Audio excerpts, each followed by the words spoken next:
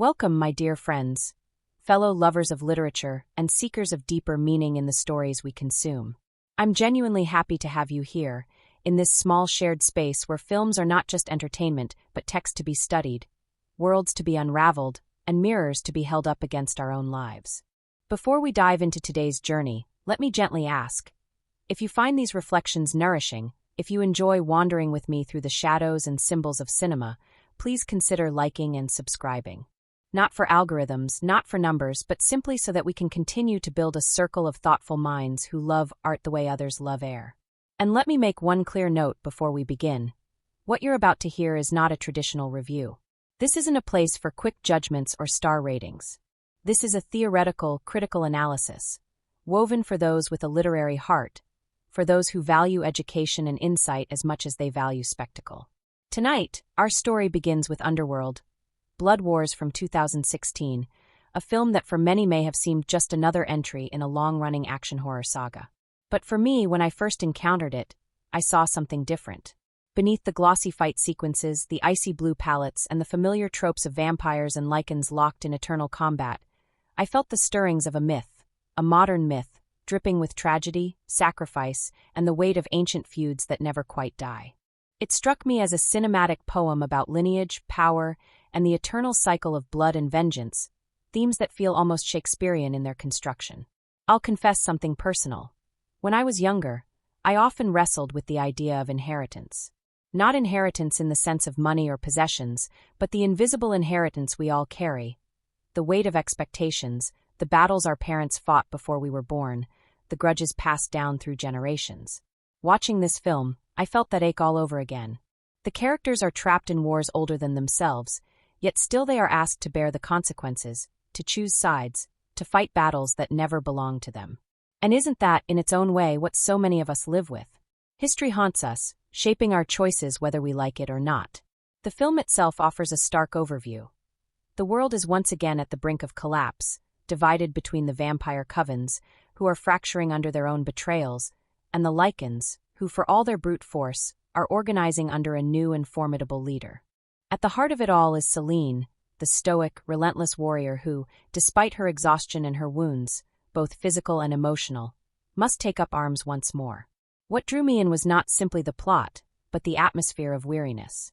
There's a heaviness that hangs over every character, a sense that centuries of war have drained them of joy, leaving only duty, vengeance, and survival. When I reflect on the story, what stays with me is how it balances between two worlds, the intimate and the epic. On one hand, it is about vast, ancient wars, echoing across continents and centuries. On the other, it is about one woman, standing at the threshold of despair, forced to reconcile the pain of losing her family with the unbearable task of becoming something more than herself. For me, that duality felt deeply literary. It reminded me of Greek tragedies where the fates of entire nations hinge upon the choices of one individual who never truly asked for such power. The plot moves swiftly, yet every beat feels purposeful. We are thrown into conspiracies within the vampire covens, whispers of betrayal, and shifting allegiances. At the same time, the lycans gather strength under their new leader, who is not just another brute but a strategist, someone who understands that war is not only fought with teeth and claws but with cunning. Watching this unfold, I couldn't help but think of how literature often reminds us that true power is not in sheer strength, but in foresight, patience, and the ability to turn chaos into advantage. There is a pulse of inevitability in the story. We sense that Selene cannot simply walk away, even if she longs to. The shadows of her past tether her, pulling her back into battle. This inevitability resonates with me, because haven't we all had moments where we wanted to escape, to step away from the struggles we inherited, only to find that life calls us back into the fray? Perhaps not with swords or bullets, but with responsibilities, obligations, and truths that demand to be faced. And yet, amidst the darkness, there are glimmers of something else. Transformation. Renewal. Even in a world so drenched in betrayal and blood, there is the possibility of becoming more than what you were before. Selene's journey in this chapter is one of metamorphosis, of shedding the skin of who she was and stepping into something new, almost transcendent. For me, that theme of transformation struck a chord. It reminded me that even in the darkest times, change is possible, that despair is not the end, but sometimes the necessary passage toward reinvention. Of course, the film does not shy away from spectacle. The action sequences are fierce, choreographed with elegance and brutality, and yet they are never hollow. Each battle feels charged with meaning, with stakes that are personal as much as political. The betrayals cut deeper because they're not just about who wins or loses. They're about trust shattered, bonds broken, loyalties tested. There's a moment when the conflict reaches such intensity that you realize no one will emerge unscathed, and that's where the tragedy lies. These characters are not just fighting enemies, they are fighting themselves, their histories, their unrelenting thirst for vengeance. If I could tease what lies ahead in the film without giving away every turn, I'd say this.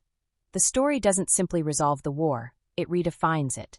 There are revelations that shift the balance of power, betrayals that cut deeper than any sword, and transformations that alter not just the outcome of battles, but the very fabric of what it means to belong to this world of darkness. It is not a tale of easy victories or simple triumphs. It is a story where sacrifice becomes the currency of survival, and where the line between salvation and damnation grows thinner with every choice. As I think about the twists that lie in wait, I find myself smiling in a quiet, almost bittersweet way. Because isn't that why we return to stories like these? Not just for the monsters or the battles, but for the way they hold up a mirror to our own struggles. For the way they remind us that even in the bloodiest wars, even when hope feels faint, there is always the possibility of finding meaning, of creating a new path, of rising above the weight of history. So stay with me as we continue to unravel this film. Together, let us treat it not just as an action horror spectacle, but as a myth, a poem, a mirror. A story of love, loss, betrayal, and transformation. A story that whispers to us across the centuries, asking us the same question it asks its characters. What will you sacrifice and what will you become when the shadows close in? The story opens with a kind of whisper, a hushed recollection that sets the tone before the true chaos even begins. I remember the first time I saw it, I felt the cold immediately. Not just the literal cold of the snow-draped landscapes and the sharp steel-blue cinematography, but the emotional chill. There's an isolation, a bleak quiet in the way the world feels at this stage, and it settles into your bones before the fighting even begins. We are drawn into the ruins of a war that has lasted for centuries, an endless conflict between vampires and lichens. What grips me most is how the opening scenes remind me of the futility of cycles that never seem to end, the same blood spilled over and over, different faces but the same violence, the same hatred. Celine is the axis around which everything turns, though she would rather not be. There's something in her presence that immediately commands the screen, weary, elegant, and relentless all at once. She has lost so much, her family, her allies, even her place within the vampire covens, and yet she persists. Watching her, I felt an echo of something deeply human. The exhaustion of being pulled back into battles you never asked for, the impossibility of finding peace when the world insists on branding you either weapon or traitor. As the first threads of the plot unfurl, the tension lies not only in the war itself, but in the fractures within the vampire ranks. The covens are no longer united. They're riddled with mistrust, riddled with betrayal. Even as lichens grow stronger, the vampire's greatest enemy becomes their own disunity. There's something profoundly literary about this. Kingdoms falling not just to outside invaders, but because of the rot from within. I couldn't help but think of historical empires collapsing not in grand battles, but in slow, internal erosion, undone by their own hubris and paranoia. In the midst of this fragility, we meet Samira, a powerful and cunning figure within the Eastern Coven. She's as dangerous as she is captivating, and the moment she appears, there's no mistaking her intent. She wants Celine, but not in the way allies want one another. No, hers is the kind of interest that hides venom behind charm, the kind that promises recognition while plotting betrayal. There's something chilling in how Samira carries herself, this poised elegance that barely conceals the hunger for power. To me, she embodies the archetype of the serpent in the garden, beautiful, persuasive, deadly. And then there's Thomas, a vampire elder whose presence feels softer, more measured. He's a man bound by duty, but also by conscience. When he pleads for Celine's life, I saw in him the faint glimmer of hope, that within the decaying vampire hierarchy, there might still be someone who values integrity over ambition. But even Thomas seems weighed down by the impossible balance of politics and morality. In him, I felt the familiar ache of someone trying to do right in a system designed to crush such intentions. The lichens, however, are anything but disorganized this time. They march with frightening precision, not the chaotic packs of old, but an army honed under a leader unlike any they've had before. Marius enters as a figure of terrifying clarity. He's not just brute force. He's disciplined, calculating, and his presence alone shifts the dynamic of the war. I remember feeling a strange respect for him even as I recoiled from his violence. He doesn't embody mindless savagery, but rather the evolution of leadership. Watching him, I thought about how history's most effective conquerors are often those who combine charisma with ruthlessness, intelligence with cruelty. One of the early developments that caught me by surprise was how both sides viewed Selene not as an ally, but as a prize. The vampires wanted her blood, her knowledge, her power. The Lycans, too, had their reasons for hunting her down. She represented not just an enemy, but a key to victory. To me, this was heartbreaking because it strips away her humanity, her autonomy. She's reduced to a resource, a tool. And yet, isn't that what history has done so often to extraordinary individuals? Turn them into symbols, possessions, bargaining chips? The tension builds quickly as Selene finds herself lured back into the politics of the vampire world. There's this moment where you almost believe things might change, that perhaps reconciliation is possible, that she might be welcomed back. But beneath the surface, treachery simmers. It reminded me of being in situations where the words spoken to you don't match the glances exchanged behind your back, where the very air hums with insincerity.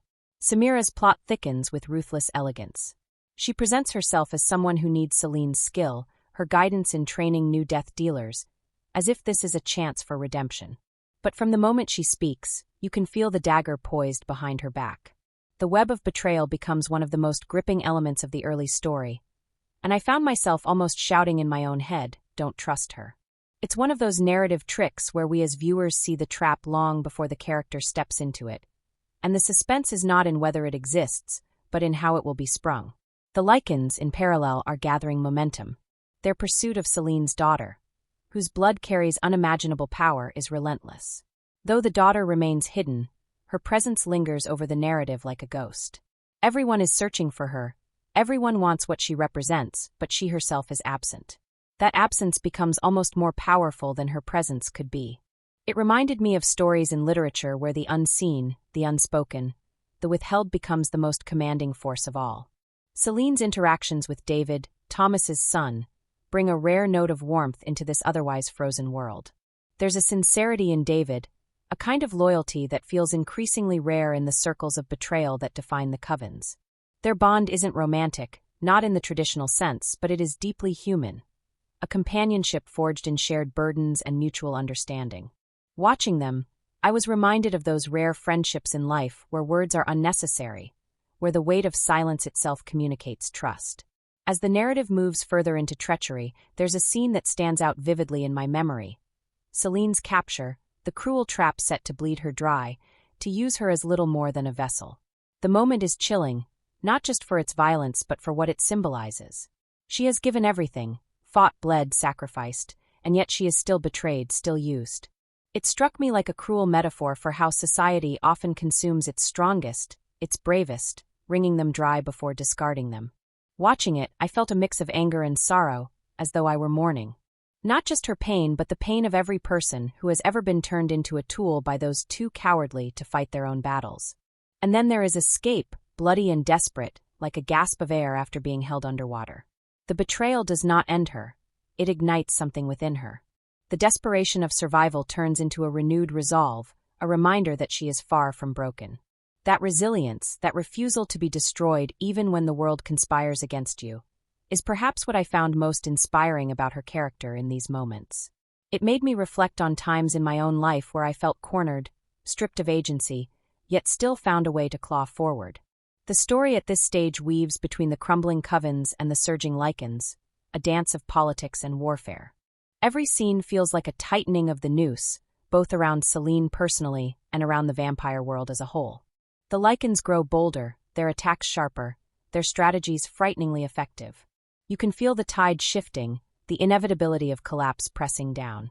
And yet, within that doom, there are glimmers of defiance, Selene, David, and those who still cling to the hope of something better.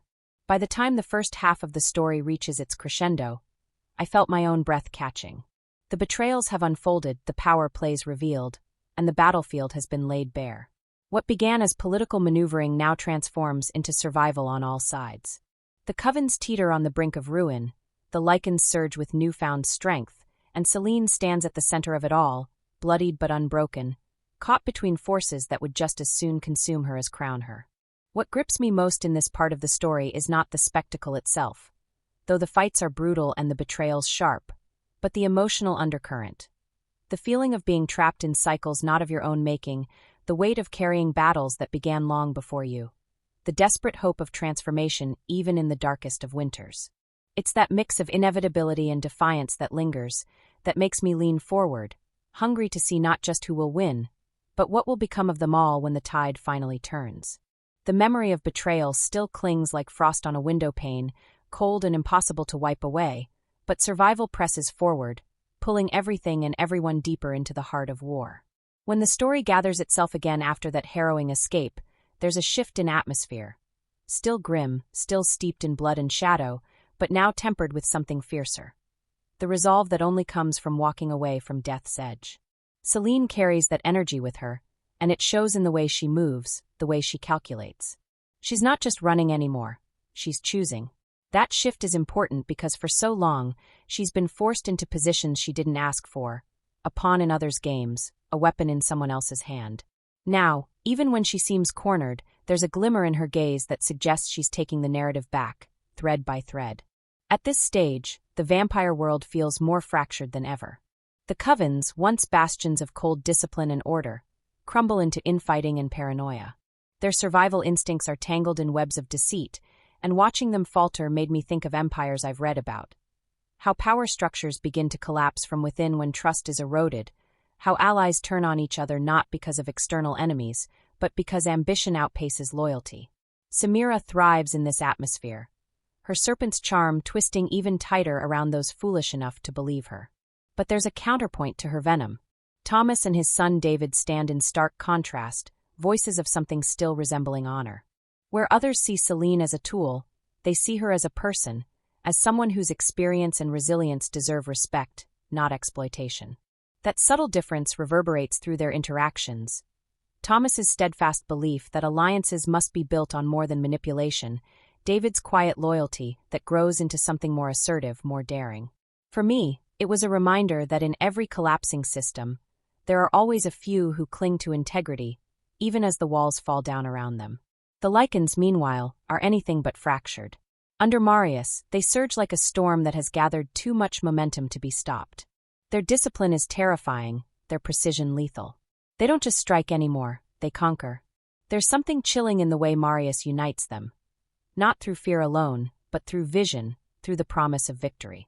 He's a leader who believes in destiny, who convinces his army they are not merely beasts but heirs to a world that should have been theirs all along.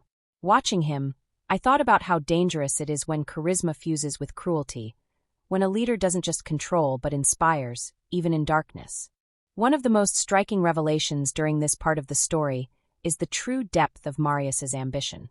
It isn't just domination, it's transformation.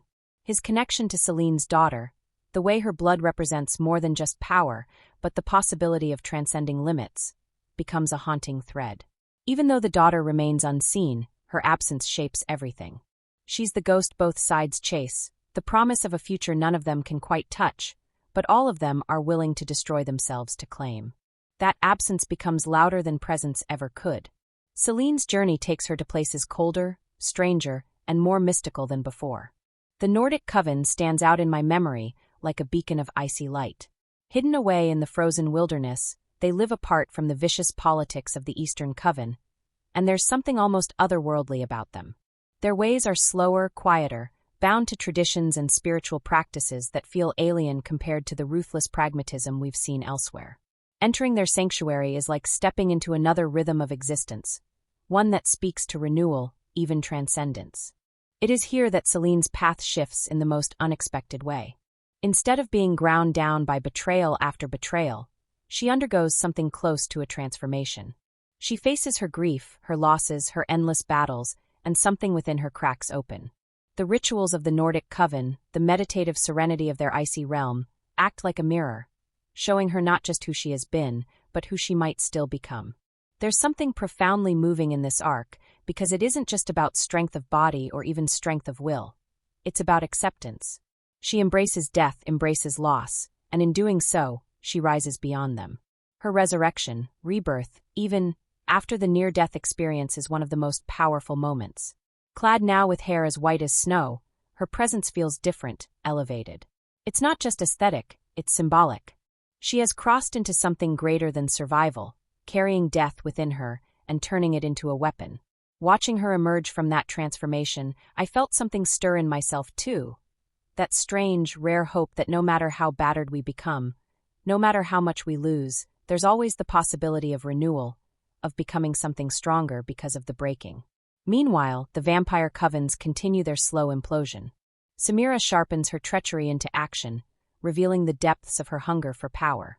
In her eyes, nothing and no one is sacred. Not tradition, not loyalty, not even the survival of her own kind. Her betrayal of Thomas is perhaps the cruelest twist. His death is not just another casualty. It's the extinguishing of one of the last flames of honor among the covens. That scene still lingers with me, heavy as stone, because it's more than just a plot point. It's the loss of a figure who represented conscience in a world devoid of it. David, however, does not collapse under the weight of his father's murder. Instead, it steels him, transforms him. His evolution from loyal son to leader becomes one of the quieter, yet more significant threads of the story. With Celine's guidance and inspiration, he steps into a role he might never have believed himself capable of. Not just fighting, but leading, carrying the mantle of a future that refuses to be crushed by betrayal and bloodshed.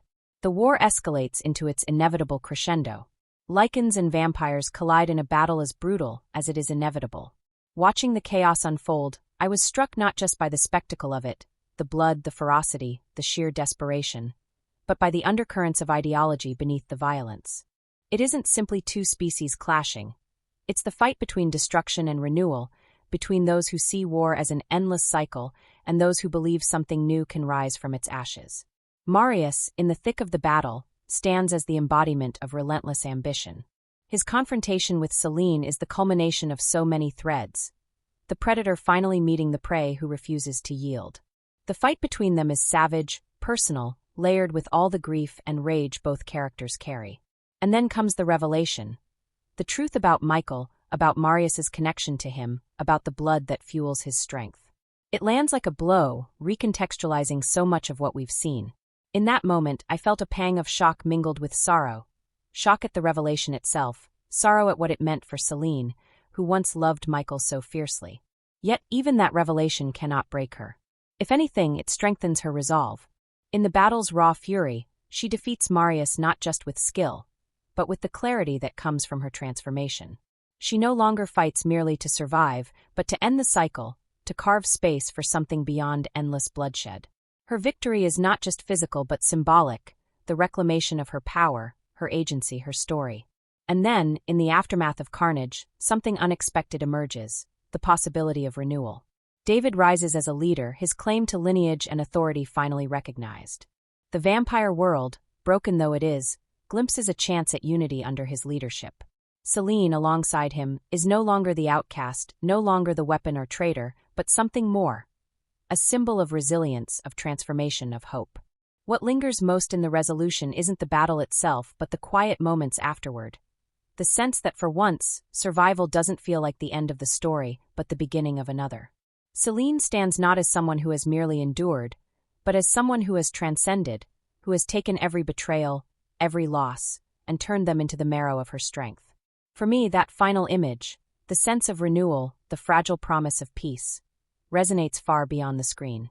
It reminded me of how cycles can break, how even in the darkest winters, the possibility of something new is always waiting, buried beneath the snow, waiting for the thaw. And though the war may never truly end, the story closes with a rare glimmer of hope, the kind that whispers maybe, just maybe, change is possible. The characters linger long after the final frame fades, not simply because of what they did, but because of who they were in the crucible of betrayal, loyalty, survival, and transformation. To me, they are less like distant figures on a screen and more like shadows that walk beside me, echoes of archetypes and fragments of humanity wrapped in leather, blood, and unrelenting purpose. What fascinates me most is not just their actions, but how those actions mirror the deepest parts of ourselves. our fears, our loyalties, our ambitions, and our capacity to endure even when the world insists we should break. At the center of it all, of course, is Celine. She is not simply a protagonist, she is a study in paradox. She embodies grief as much as strength, isolation as much as connection, violence as much as love.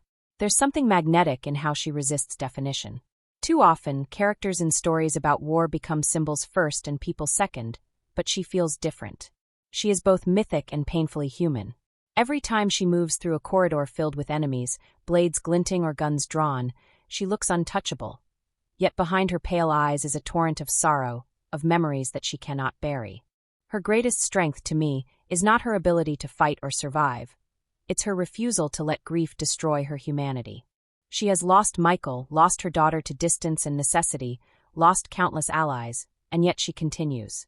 Not because she wants glory, not because she craves vengeance for its own sake, but because survival, for her, is almost a responsibility. Her transformation in the Nordic Coven is more than a physical shift. It's the moment where she stops running from her losses and carries them openly, braiding them into her identity. The Celine we meet early in the story is a warrior defined by battles. The Celine we see by the end is a woman who has become death, and yet, paradoxically, also life. She is the weapon and the protector, the end and the beginning. David's arc intertwines with hers in a way that feels almost inevitable. When I first think of him, I think of hesitation, the kind of hesitation born not from cowardice but from uncertainty. He's the son of Thomas, carrying a legacy he doesn't quite believe he deserves, caught between loyalty to the ideals of his father and the ruthless reality of the world around him. His growth is slow, steady, and deeply satisfying. Where Celine represents endurance forged in solitude, David represents hope forged in relationship. Watching him step into leadership is one of the quiet triumphs of the story. His transformation is not flashy, not a sudden surge of power, but a gradual claiming of responsibility. He inherits his father's sense of honor, but shapes it into something sharper, something that doesn't collapse under betrayal. And yet, what I love most about David is that his strength never eclipses his compassion. He doesn't become ruthless to survive. He becomes a leader because he refuses to abandon the principles that others discarded.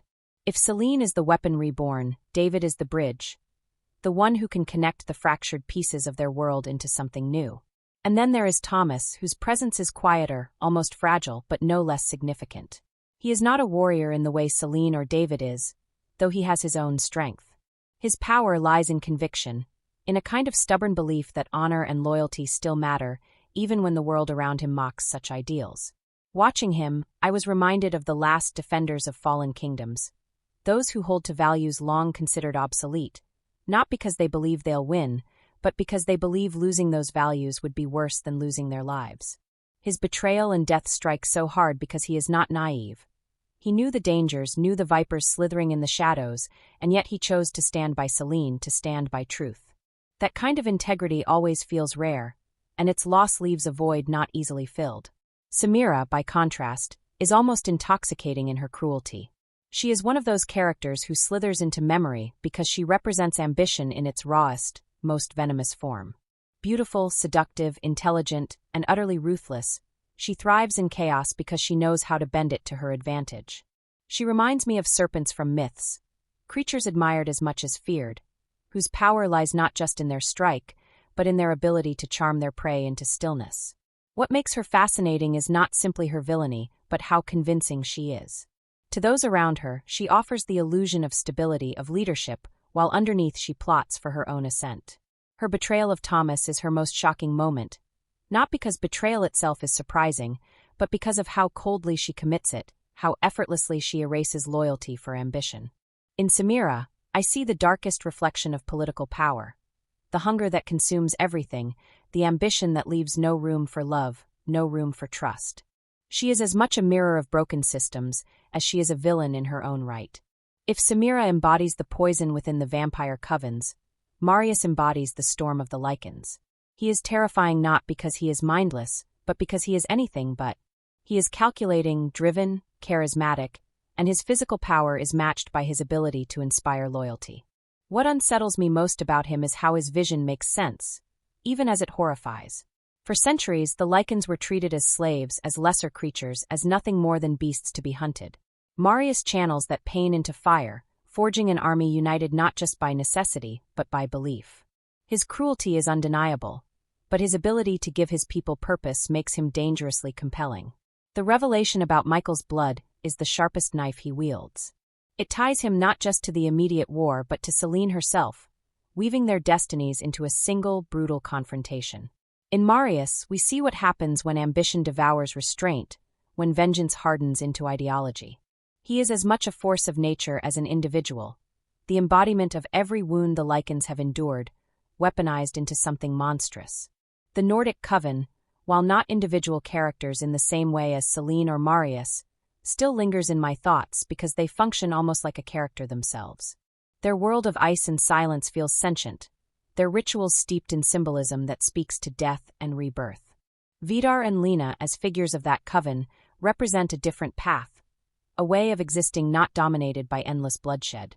Lena's guidance, in particular, feels crucial because she does not try to mold Selene into something new, but helps her see what she already carries within.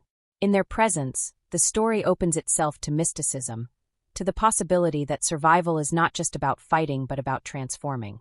Even the minor figures, the nameless warriors and schemers who drift in and out of the story, contribute to the atmosphere of distrust, of shifting allegiances and fragile bonds.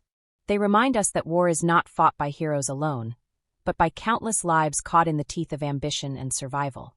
Their deaths, often swift and merciless, are a constant reminder of the stakes, that this world spares no one, not even those who think themselves safe behind walls of power or armies of followers. What ties all of these characters together, at least for me, is how they embody the spectrum of human and inhuman responses to crisis. Selene chooses endurance. David chooses hope. Thomas chooses honor. Samira chooses ambition. Marius chooses vengeance. The Nordic coven chooses transcendence. Each response feels like a thread in the larger tapestry, showing us not just a battle between species, but a reflection of the choices we all face when the world fractures. Do we break, do we betray, do we rebuild, or do we transform? When I look back on them all, I realize why they resonate so deeply. They aren't just warriors, villains, or leaders. They are embodiments of the eternal struggle between destruction and renewal, between despair and hope.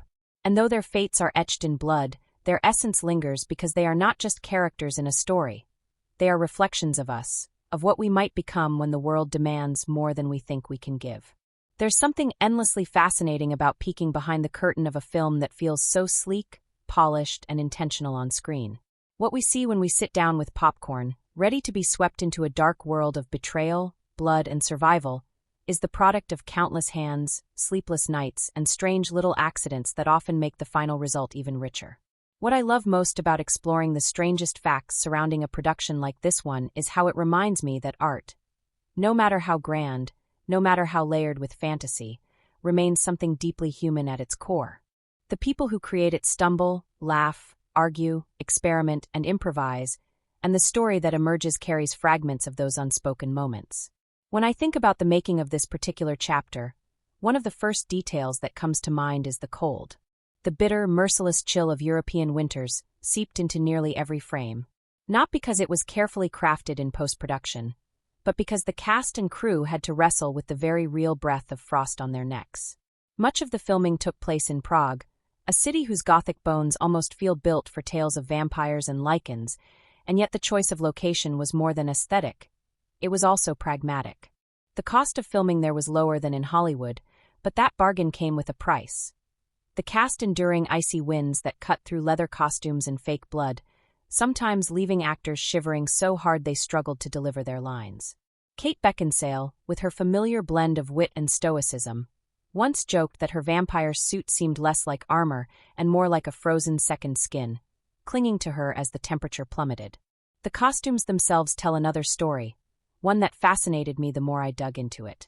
Each outfit had to be designed not only to look stylish and intimidating on camera, but also to withstand intense fight choreography. That meant layers of hidden reinforcements, seams that wouldn't burst during a kick or tumble, and in some cases, clever stitching that allowed the leather to stretch without tearing. But those same details, while useful for stunts, created their own problems. Imagine long hours under heavy lights, trapped in synthetic fabrics that didn't breathe, then add the freezing outdoor air, and you start to see how the actors were constantly bouncing between extremes of temperature. There's a strange duality in it. On screen, they looked effortlessly composed, creatures who thrived in shadow and blood, while off-screen they were mortals battling sweat, frostbite, and exhaustion. One of the strangest, most serendipitous facts about the production involves the sound design. We often take sound for granted, forgetting how deeply it shapes the experience of a film. The snarls of lichens, the crack of bones, the hiss of swords slicing air, all of it had to be manufactured. Some of the most chilling noises came from utterly mundane sources.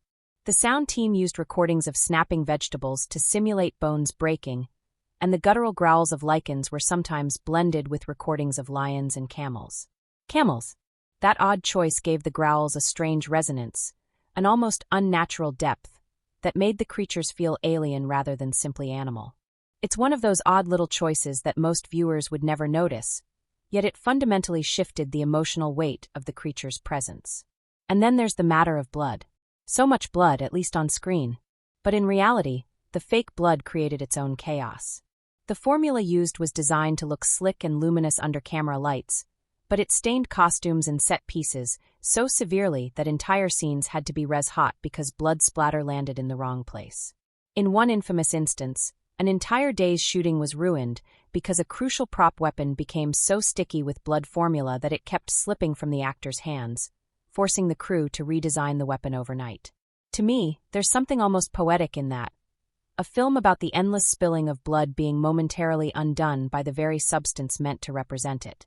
Another detail that always lingers with me is the challenge of stunts.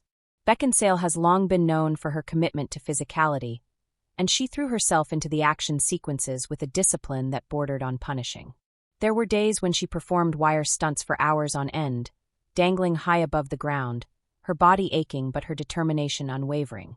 One of the more unusual accidents occurred when a stunt double crashed into a foam wall that was supposed to give way. Instead, it held firm, and the impact left her dazed, laughing at the absurdity of fighting lichens one moment and nearly concussed by poorly softened walls the next. Those moments never made it into blooper reels or press releases, but they lingered in whispered crew stories, evidence of the unpredictable nature of filmmaking. Prague itself brought its own quirks to the production. The crew often joked that the city felt alive with ghosts, as if the centuries-old architecture carried whispers of every story ever told within its walls. On one particular night shoot, the fog rolled in so thickly and suddenly that the cameras captured eerie, dreamlike silhouettes. The director loved the effect so much that he altered the schedule to film more in natural fog whenever it appeared. But what many don't know is that the fog sometimes refused to cooperate, vanishing as soon as the cameras were ready. The crew, half joking, half serious, began treating the fog like a mischievous character in its own right, a trickster haunting the set. The weapons, too, carried their own strange stories. Many of them were designed to be hybrids, part prop, part practical, so that actors could use them for both close-up shots and stunt work. But some of these designs proved a little too ambitious. One sword cracked during a fight sequence, sending fragments flying across the set. Luckily, no one was hurt, but it left the crew scrambling to create reinforced versions that looked identical on screen, but could survive the force of repeated clashes. To me, there's something oddly symbolic in that broken sword. The fragility hidden beneath the illusion of strength, the reminder that even weapons built for fantasy can fail under pressure. Even the editing room had its quirks. The film's pacing, sharp and relentless, was shaped in part by necessity. Some sequences were cut down dramatically because weather delays shortened available shooting time, leaving editors to stitch together coherent scenes from fragments. Yet these very constraints gave the film a tautness it might not have otherwise had. In a way, the limitations of reality created a sharper fantasy. I often find that strange, the way flaws, accidents, or problems sometimes make the art stronger, as though the story itself knows what it needs, even when its makers are forced to improvise. And then there's the trivia that delights me most because it connects to people rather than props. Kate Beckinsale, for example, had initially sworn off returning to the series after previous installments, but her eventual return was partly driven by conversations with fans. She spoke often of how deeply people had connected to her character, how much they valued a heroine who wasn't defined by romance alone, and how meaningful it felt to embody that kind of figure again. That human connection between actor and audience becomes its own kind of behind-the-scenes fact, one that shapes a performance in ways that statistics or production schedules never could. There's also the matter of secrecy. The production was wrapped in tight layers of confidentiality, with scripts printed on special paper designed to prevent photocopying. Even some supporting actors weren't given full scripts, only the pages they needed for their scenes. This secrecy created its own atmosphere on set, one where even the crew whispered theories about what twists might be coming, almost like fans themselves. That blending of insider and outsider perspective fascinates me, as though the very act of making the story folded its creators into the same state of curiosity and anticipation as the audience. Perhaps one of the most unusual facts is that the franchise has always wrestled with balancing myth and modernity. For this installment, there was an emphasis on blending old-world aesthetics with sleek, almost futuristic touches. This meant constant design debates. Should a weapon look medieval or sci-fi? Should a set feel like a castle or a lab? The result was a fusion that sometimes confused even the crew, who would joke that they weren't sure if they were filming a period piece or a dystopian thriller. Yet this tension created the distinctive aesthetic that makes the film memorable, caught between past and future, shadow and neon.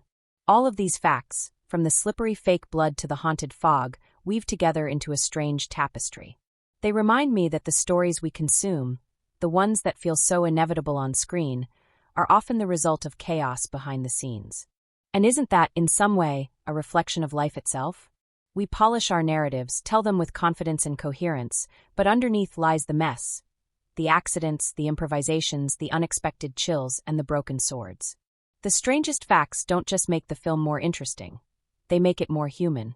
There's always a point when watching certain films where I find myself drifting away from the mechanics of the story, the action, the dialogue, the choreography of violence, and instead sinking into the marrow of the events themselves, the way they ripple outward into themes, into symbols, into echoes that speak beyond the screen.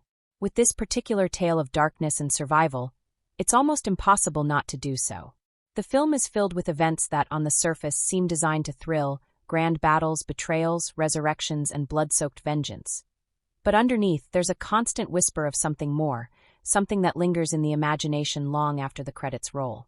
What fascinates me most isn't simply what happens, but how those happenings reveal truths about power, loyalty, fear, and the fragile nature of belonging. The story begins with conflict already simmering, an atmosphere saturated with hostility, as if every corner of this world were poisoned by betrayal waiting to happen. And one of the first major events that stands out is the call for truce, or, perhaps more truthfully, the illusion of one. A gathering, arranged under the guise of negotiation, holds the promise of peace, but what unfolds is instead a calculated attempt at betrayal. From a critical perspective, this moment is essential because it illustrates the impossibility of peace in a world built on mistrust and bloodshed. It's not simply about factions at war. It's about the futility of dialogue when both sides view compromise as weakness. For me, watching it unfold reminded me of how often in history we see treaties signed with one hand while daggers are clutched in the other. The betrayal here is not just a plot twist, it's a meditation on trust itself. When the protagonist is lured into this trap, we witness not only her physical struggle to escape, but also the deeper anguish of realizing, once again, that her existence is marked by treachery. This is where the emotional resonance blooms. How do you live when every bridge you build is destined to burn? As a viewer, I couldn't help but feel the sting of that betrayal personally. It reminded me of friendships that once seemed genuine, only to collapse under hidden motives. On screen, the betrayal sparks battle. Off-screen, it sparks reflection on the loneliness of being unable to rely on anyone. Moving further into the narrative, another significant event strikes like lightning: the resurrection of an ally who was presumed gone. In purely narrative terms, it reintroduces a familiar figure and shifts the balance of power. But critically, this resurrection is less about the logistics of plot and more about the theme of legacy. It forces us to consider what it means for someone to return from absence, carrying with them the weight of memory and the burden of unfinished business. For me, this moment felt heavy with symbolism. The dead do not stay dead, not when their impact lingers. Memory itself becomes a kind of resurrection. The battles that dominate so much of the story could easily be read as spectacle, but I find myself dwelling on the choreography of power they represent.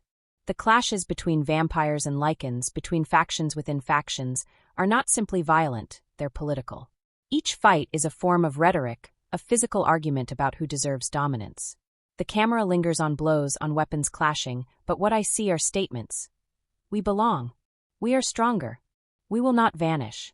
And when characters fall, when blood stains the snow or the stone beneath them, it feels like punctuation, a period at the end of a sentence written in flesh.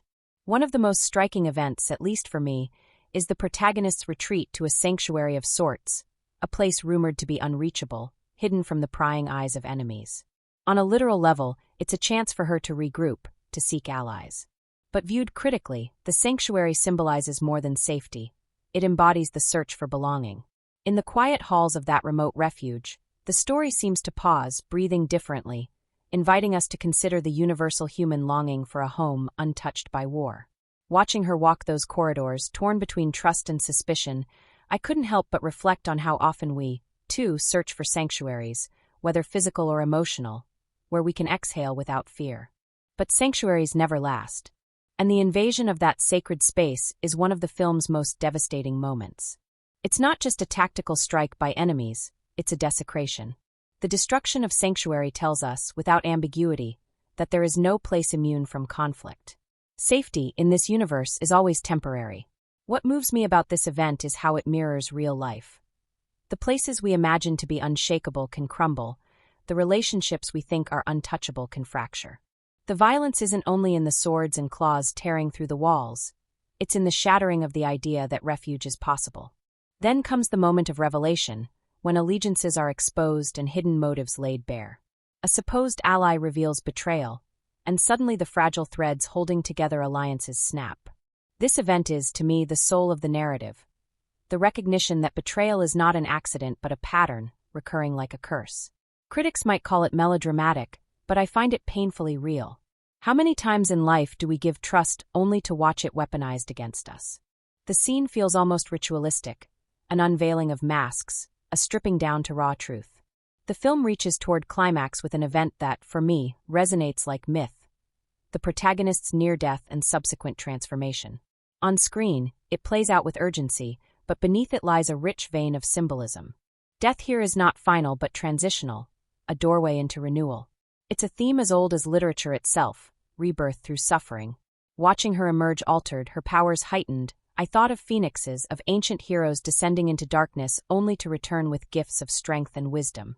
For the audience, it's thrilling. For me, it's deeply moving, a reminder that our most devastating moments can also forge the versions of ourselves we were always meant to become. Another event that lingers with me is the confrontation with the antagonist, not simply because it offers catharsis through violence, but because of what it represents in the broader thematic tapestry. The antagonist embodies greed and obsession with dominance, the endless hunger for more power. The final clash, then, is not just hero versus villain, it's principle versus appetite. Watching that battle, I found myself less focused on who would win than on what the victory would mean. Could integrity ever truly triumph over hunger? When the antagonist finally falls, it feels less like victory and more like reprieve. The hunger will return, in another form, in another body, because the theme is not personal, it's universal. The resolution that follows is one of quiet unease rather than triumph. Yes, enemies are vanquished, and yes, survival is secured for now, but the cost is immense. This, to me, is where the film's critical weight is heaviest. The ending does not pretend that wars end cleanly. The protagonist stands, alive but altered, powerful yet isolated, victorious yet scarred. The resonance here is profound. Survival does not mean peace, and triumph does not erase grief. What makes these events so impactful is how they echo themes of identity, exile, and transformation. Each betrayal reminds us of the fragility of trust. Each battle underscores the futility of dominance. Each resurrection whispers of memory's persistence. And the final transformation ties it all together, reminding us that identity is not fixed but forged, often in fire and pain. For me, the thematic resonance of these events is what gives the film its staying power. It's not the specific battles or betrayals that stay with me, but the emotional truths they reflect. That trust is dangerous, that sanctuaries are fleeting, that betrayal wounds deeper than blades, and that rebirth often demands near destruction. Watching, I felt both exhilarated and haunted, because the story seemed to mirror the contradictions of life itself. Beautiful and brutal, hopeful and despairing, all at once. And perhaps that's the real impact. the reason audiences continue to return to this shadowy saga. The events thrill us on the surface, yes, but more importantly, they invite us to wrestle with the mess of existence. They remind us that we are creatures of conflict and longing, creatures who build sanctuaries knowing they might fall, who love knowing betrayal is possible, who transform only through pain. The film doesn't give us clean answers. It gives us resonant questions, and for me, that's far more satisfying. There's always a certain kind of magic when you try to peel back the curtain on a film that thrives in shadows, secrecy, and blood-soaked myth. To sit in the theater and watch it unfold is one thing, swept away by icy palettes, sweeping battle sequences, and immortal wars. But to imagine the living, breathing process of building that world, brick by brick, frame by frame, is something else entirely. The production of this particular chapter in the saga was not merely technical labor, not just cameras and costumes and choreography. It was a living ecosystem where cast, crew, designers, and dreamers breathed life into myth. And when I think back on what I've learned about its creation, I can't help but weave the facts into a kind of story all their own. A narrative not of vampires and lichens, but of people, artists, and the delicate chaos of filmmaking. One of the first details that stays with me is the decision to shoot in Prague, a city whose cobblestones seem older than memory itself. Imagine those streets at night, mist curling in alleyways, the Gothic architecture looming like something drawn from a fever dream. The production crew didn't just pick Prague because it was practical. It was chosen because the city already felt like part of the mythos, as if it had been waiting centuries to host vampires and lichens battling in its cathedrals and abandoned halls. I like to picture the actors walking back to their hotels after night shoots, still half in costume, boots clicking on ancient stone, locals perhaps catching glimpses of them and wondering if they had just stumbled into the middle of some forgotten legend. The city wasn't just a backdrop, though, it was a participant. Filmmakers often speak of locations as if they're characters in their own right, and here that was undeniably true. Old monasteries were transformed into fortresses, snowy fields into battlefields, and cavernous interiors into sanctuaries of betrayal. One fun story I recall is about how the art department had to cover centuries-old stonework with foam facades to protect them during battle scenes. Can you imagine? Centuries of history, preserved under layers of production design, only for a few hours of cinematic bloodshed. But that's the strange paradox of filmmaking. It's both temporary and permanent. The crew builds worlds meant to be destroyed, and yet those worlds live forever on screen. Another insight that I find endlessly fascinating lies in the choreography of the battles. What looks chaotic on screen, flashes of blades, the snap of claws, the blur of supernatural speed, is in fact the result of painstaking coordination. The stunt teams rehearsed for weeks, not just learning fight sequences, but creating a kind of dance. And it really was like a dance. The director wanted every swing of a sword, every leap, every clash of bodies to feel like part of a larger rhythm, almost operatic in its violence. I imagine the soundstage echoing with grunts, laughter, and the occasional curse as actors missed a step or blades clattered to the floor. It's strange, isn't it, how something so brutal can only exist because of careful trust. Every slash and fall is pre-agreed choreography, actors giving themselves over to the illusion of danger while fully relying on each other not to cause harm. Of course, one of the most striking elements of this film is its atmosphere. The icy cold, the sharp contrast of dark leather against pale stone, the way snow seems almost like another character. And here's a detail that always makes me smile. Much of that snow wasn't snow at all. Production crews often resort to mixtures of paper, foam, and other substances to create the illusion of winter. And here they employed a cocktail of fake frost that clung to costumes, crunched under boots, and sparkled under carefully positioned lights. I love imagining the actors brushing off foam, snow between takes, or extras giggling as they accidentally inhaled flecks of it. The illusion of winter crafted in warehouses and back lots, yet convincing enough to make an audience shiver. Then there's the costuming, a world of its own. Those sleek black coats, the armored vests, the intricate weaponry, they were not just designed for beauty, but for storytelling. I learned that the costume department worked tirelessly to update and refine looks that had already become iconic from earlier films. The protagonist's coat, for example, was redesigned with subtle differences in texture and tailoring to reflect her evolution. It wasn't simply a matter of style.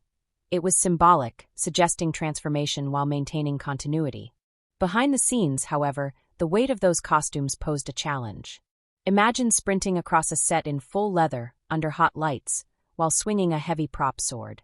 I can almost hear the sighs of relief when a director yelled "cut," followed by assistants rushing over with bottles of water and fans to cool the cast. Speaking of props, the weaponry deserves its own little story.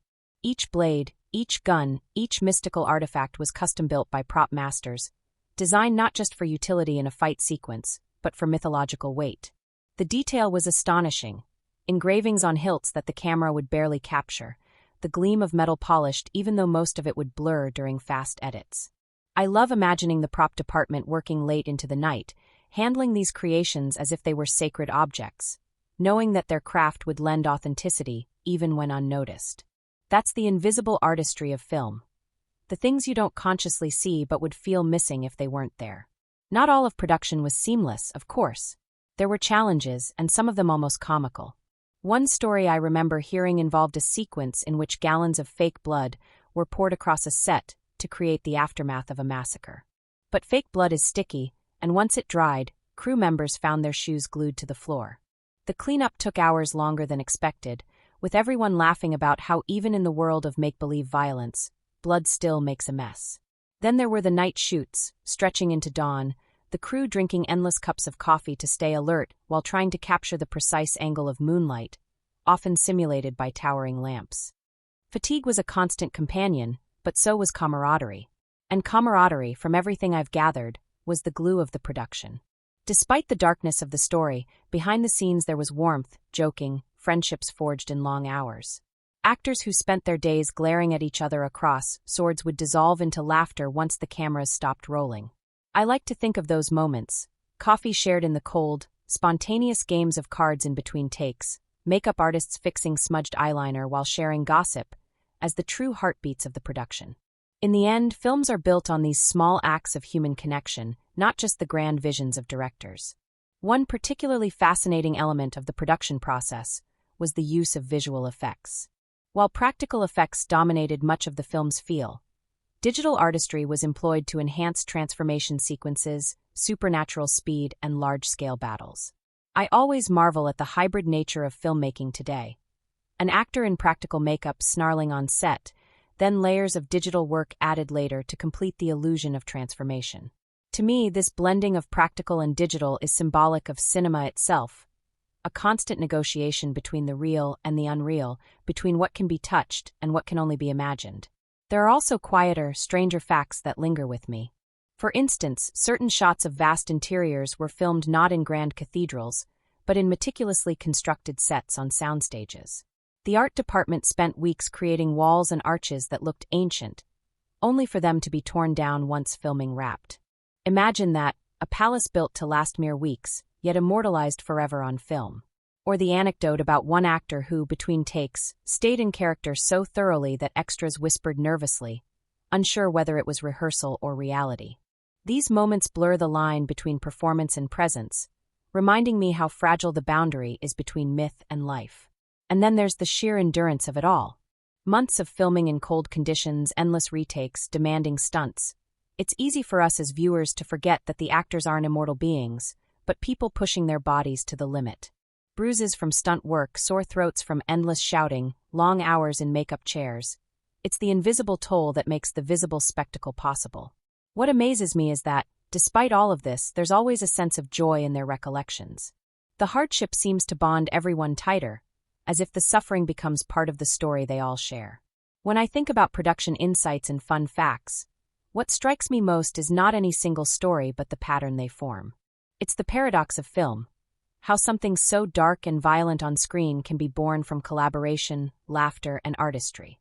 How snow that chills the viewer is made of foam, how blades that kill are made of rubber, how betrayal is scripted but the friendships behind the camera are real.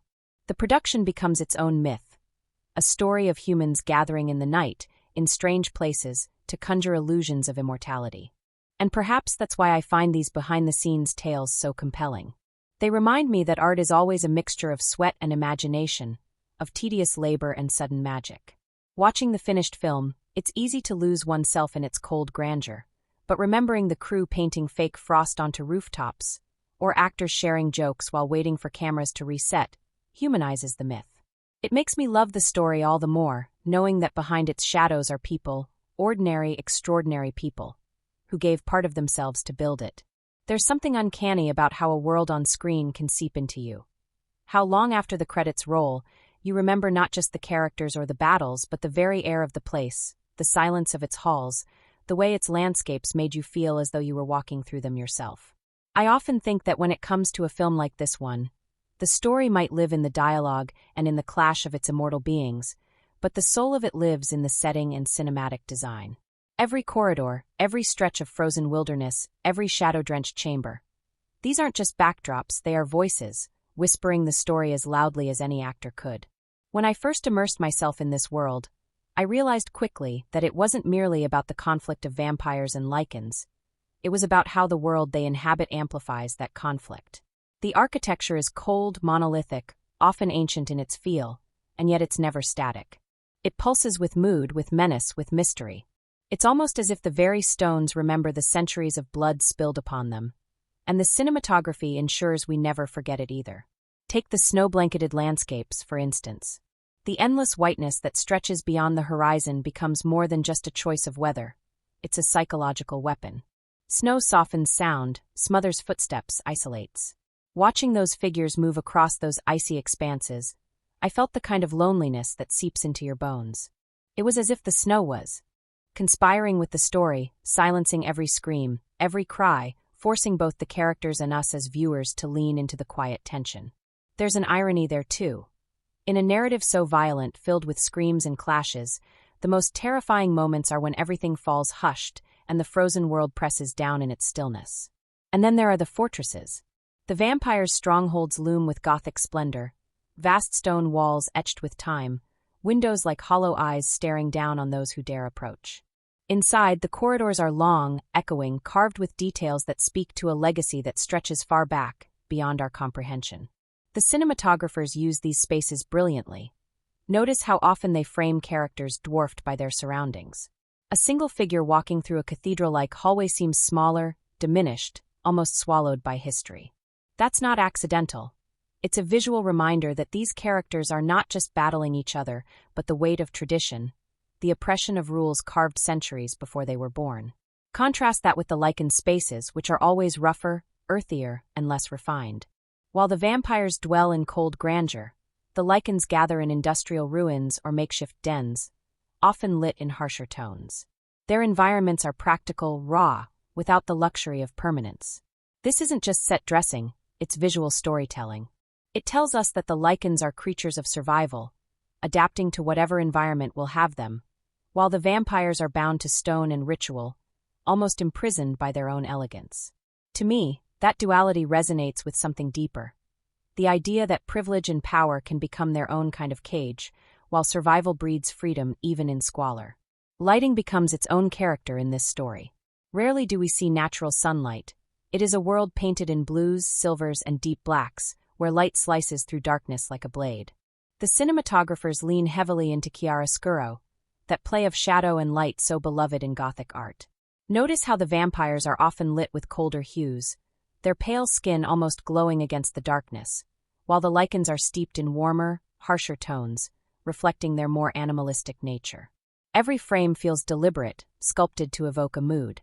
I remember watching certain scenes and thinking they looked more like paintings than moving images, frozen moments of Gothic melancholy. Even the camera work itself contributes to this atmosphere.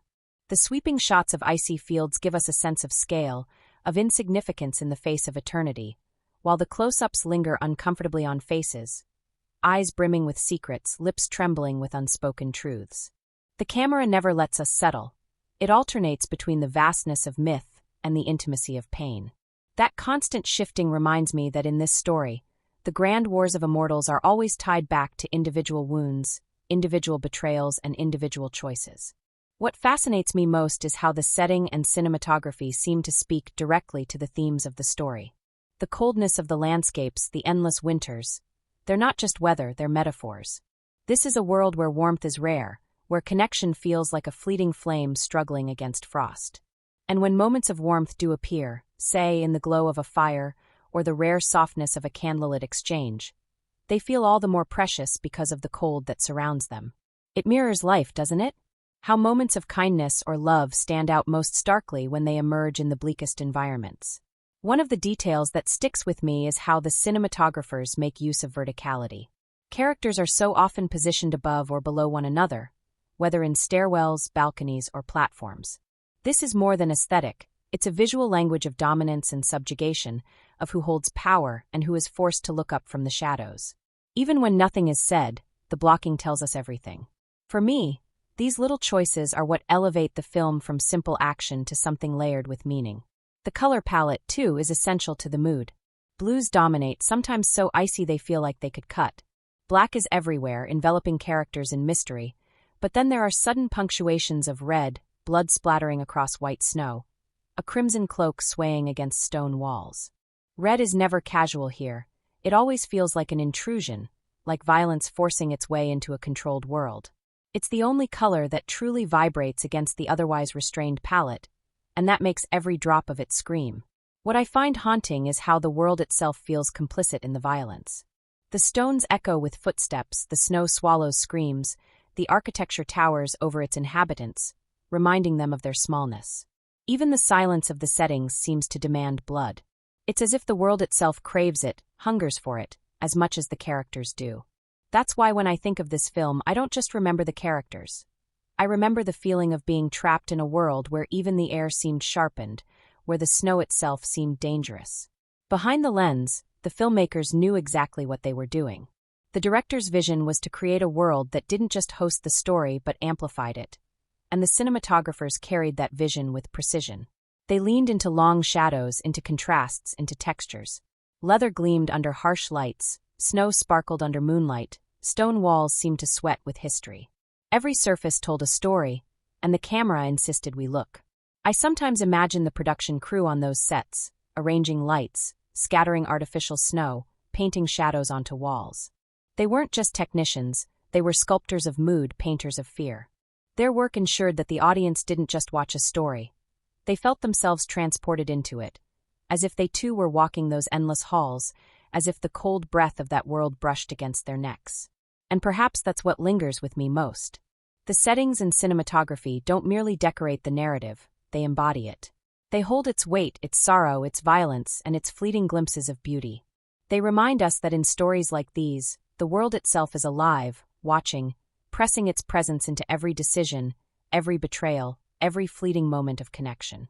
Thinking back, I realized that the settings shaped my own experience of the story in ways I didn't fully notice at first. They made me shiver, made me lean forward, made me uneasy in silence and breathless in chaos. And when the credits rolled, it wasn't just the characters I remembered. It was the world they inhabited, stark and beautiful, terrifying and unforgettable. It's funny how when we watch a film, we often imagine it arriving fully formed, complete, seamless, as if conjured whole out of shadows and fire. But every frame, every flicker of light, every fight sequence owes its existence to 1,000 little moments behind the camera, moments of frustration and laughter, exhaustion and triumph, accidents turned into happy discoveries, and bonds forged between people who spend long months together bringing a world to life. When I think back on the making of this particular film, I can't help but imagine what the energy must have felt like on set.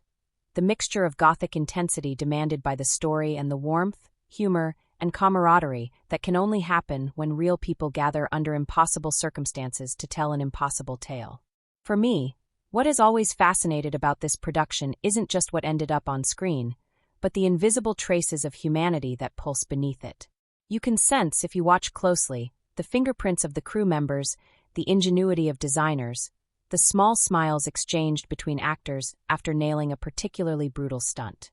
It makes me wonder how much of the finished product is as much about friendship and persistence as it is about bloodlines and battles. One of the stories that floats around from the making of this film is how much the actors had to endure the weather.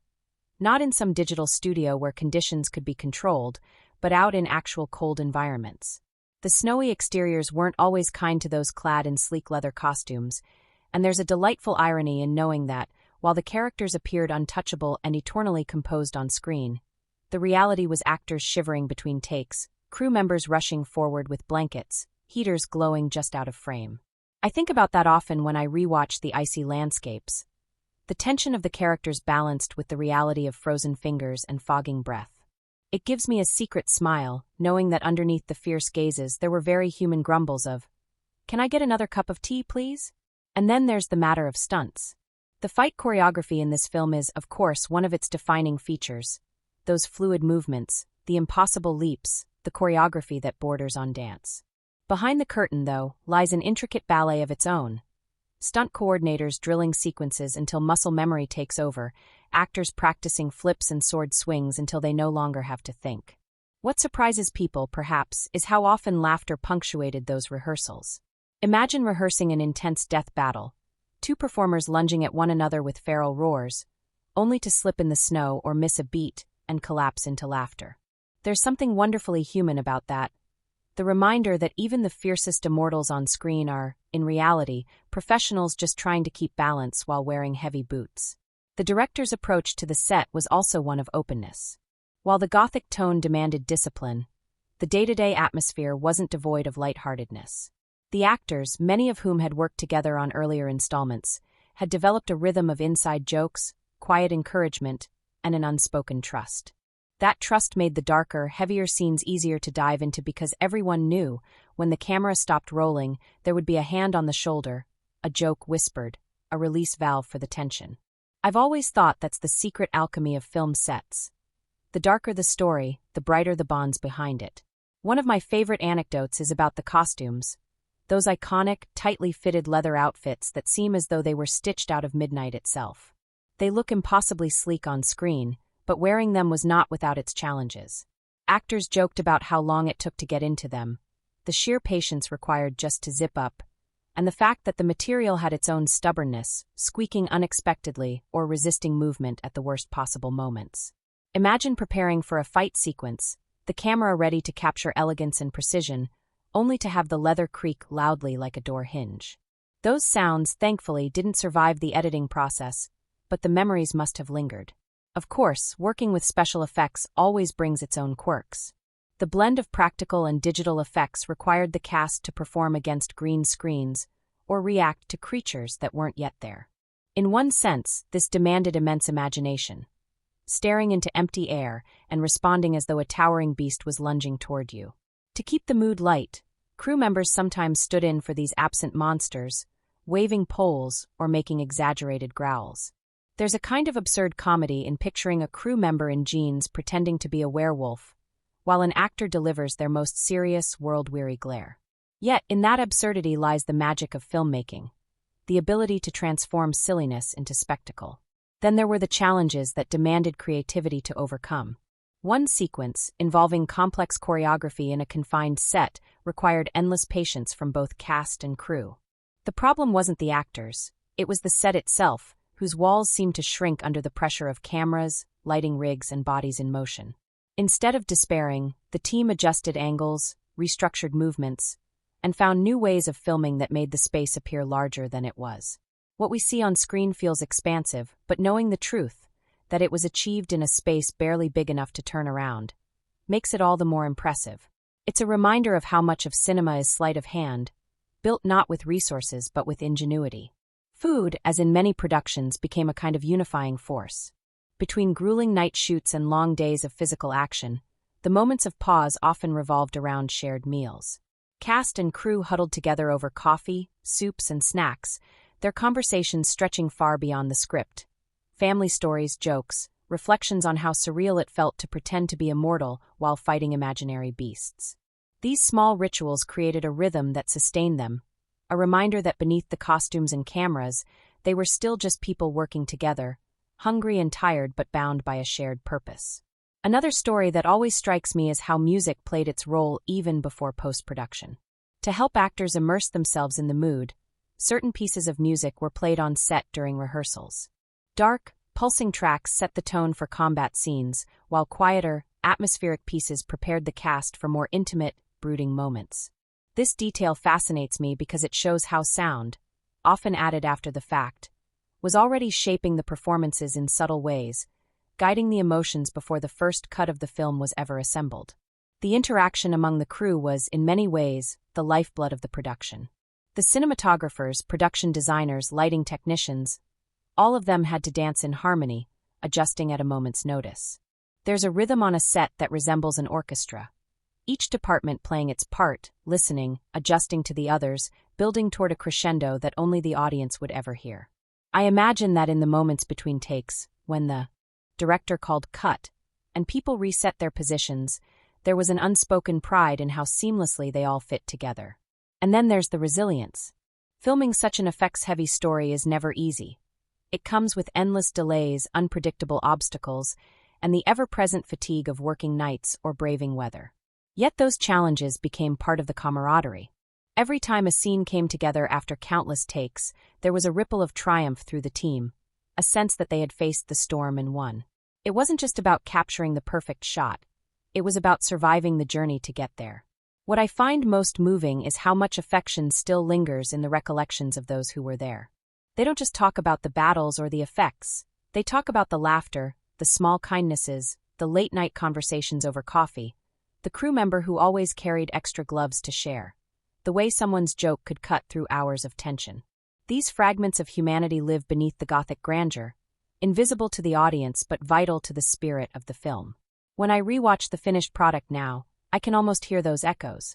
I imagine the laughter behind the stoic faces, the shivers beneath the armor, the crew crouched just out of sight, whispering directions or holding up props. The story on screen is about immortals clashing in an endless war, but the story behind the scenes is about mortals, tired, imperfect, creative mortals, finding joy and strength in one another as they build a world out of nothing. And for me, that story is every bit as compelling as the one projected onto the screen. There's something quietly intoxicating about slipping beneath the surface of a film and letting its undercurrents tug at you, isn't there? It's like stepping into a grand old cathedral, where every shadow, every carved figure, every echoing note of silence has a hidden meaning, a secret waiting to be uncovered. The story we're talking about here is draped in leather and steeped in blood, yes, but it's also a piece of myth-making, a fable dressed in gunfire and frost. And for me, the most extraordinary part of it all isn't just the spectacle of immortals locked in battle. It's the invisible web of themes and symbols threaded through every scene, carrying us beyond the literal into something timeless and haunting. When I first began thinking seriously about this story, I found myself circling back to the theme of legacy.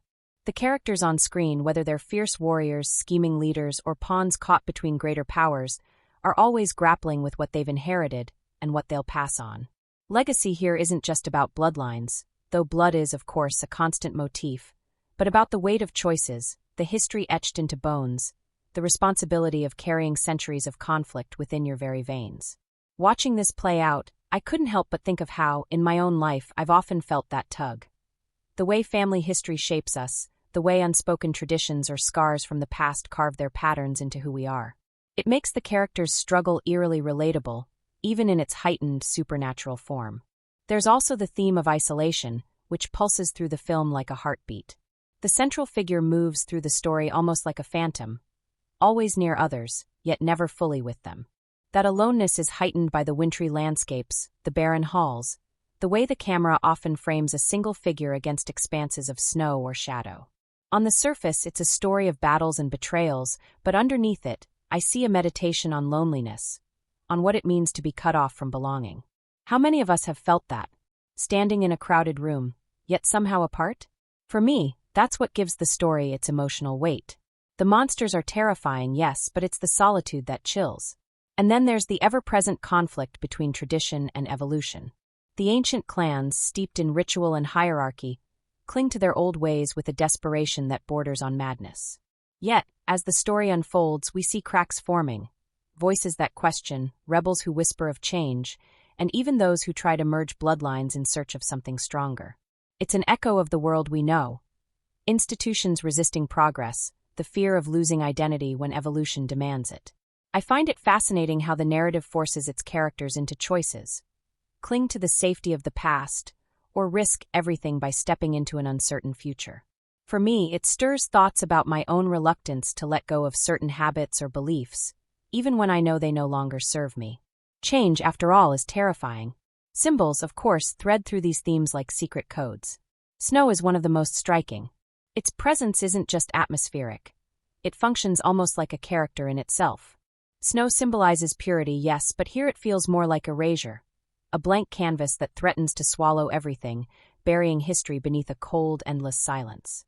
To me, that speaks volumes about the way the characters' identities are under threat, not just from their enemies, but from the passage of time, the risk of fading into nothingness.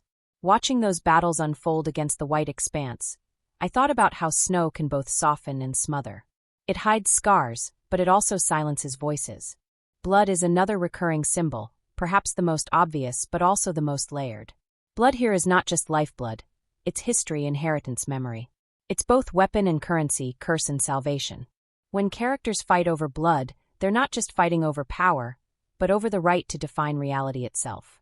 It reminded me of how we, in our world, place meaning in heritage, in ancestry tests, in the idea that what runs through our veins holds some mysterious truth about who we are. But the film complicates that idea. Blood can lie, blood can be stolen, blood can betray. It asks us, are we only what we inherit, or are we what we choose to become? The architecture of the film's world carries its own symbolic weight. The towering castles, all sharp lines and echoing chambers, are more than just sets, they're prisons of tradition. Their walls hold not only bodies, but also centuries of rigid hierarchies and unyielding beliefs. Every corridor seems to whisper of betrayal. Every stairwell creaks under the burden of old grudges. Contrast that with the wilderness, the vast openness of snowbound forests and icy lakes, and you see a dialogue emerge.